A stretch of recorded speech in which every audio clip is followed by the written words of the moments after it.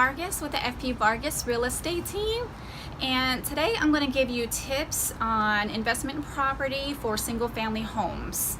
So the first thing you want to determine is the location of your property. One way to determine whether or not this is a good location is, are there surrounding apartment buildings? This way it's a good indication if rental properties are in high demand. Also, you want to make sure that when you going to rent your property, you want to make sure that the rent covers the mortgage payments, the insurance, and the maintenance.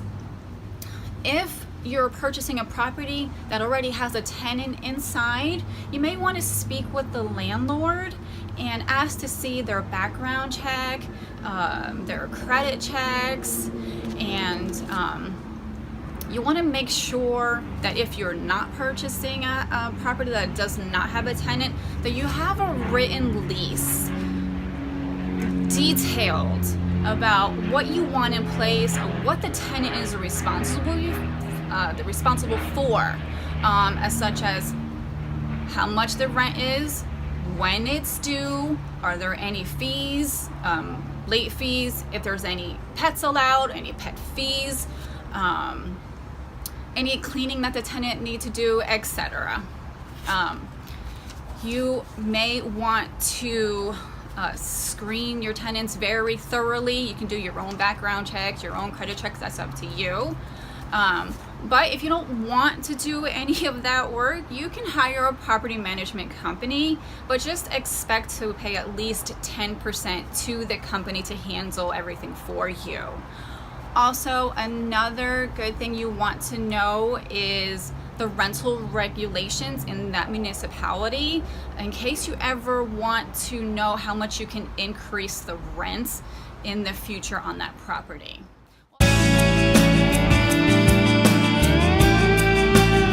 Today, I'm going to give you tips on investing in multifamily units. First, of course, location. You want to make sure that you're in the area that has malls, hospitals, attractions, any of those that's going to attract people to the area. That's what you want. You also want to make sure of your cap rate, the cap rate. You want to be at least 6% to get the value back. You want to see the leases, of course. You want to see what the terms of the leases, if there's going to be late on their leases, etc. You also want to talk to the current tenants, get their feedback. That's very important. That way you know what you're getting in with these units. You also have to understand the rental property market in your area. It's very, very important that you understand that. You want to obviously value the property correctly. You want to know the occupancy rate. That's very, very important. You want at least a 94-95%, so that way it's a good rate of tenants in your units. You want to know what the NOI is, which is the net operating income, the expenses. That's one thing I would definitely research and go down to every little number that you can go over with that. Same thing as financial statements. You at least want to go back 10, 15, 20 years on your financial statements. You want to see if it's been up, down, consistency. You want to know it all.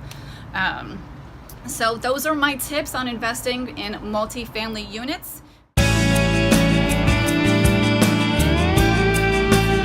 And today I'm going to give you tips on fix and flips homes. So the first thing you want to look at, again, of course, location. You want to know the area, so that's key.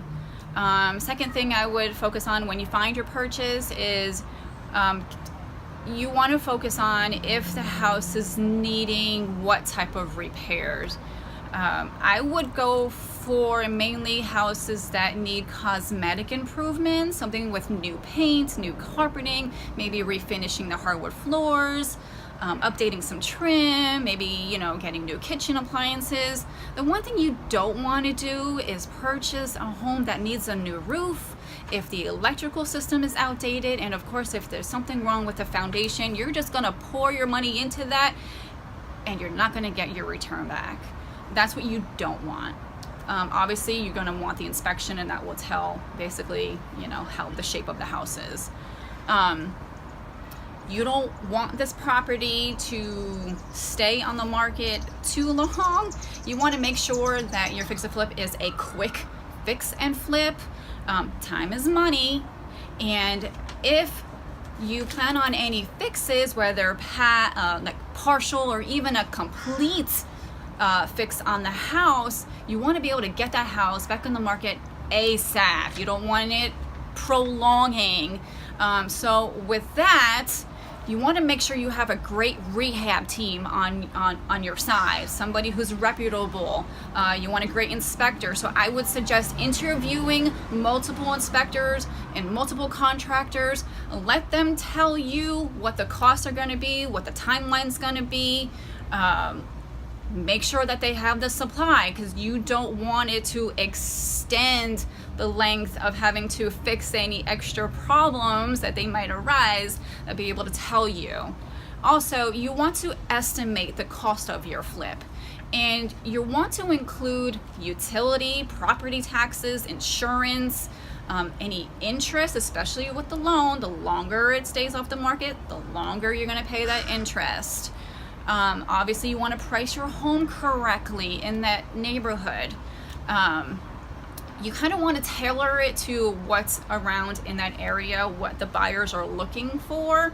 So you do the necessary fixing in that house. That could be like the newest smart home technology, HVACs, the plumbings, the electrical, the appliances. Any type of those improvements. Lighting in the kitchen is very good to have. You may want to update the walls and maybe update the floors. Again, you know, any little improvements like that, landscaping, you know, you want it to be, you know, eye-catching, and, you know, curb appeal is definitely a big thing. I hope those tips were helpful. If you have any questions, reach out to me, 904-263-2404, and I look forward to hearing from you.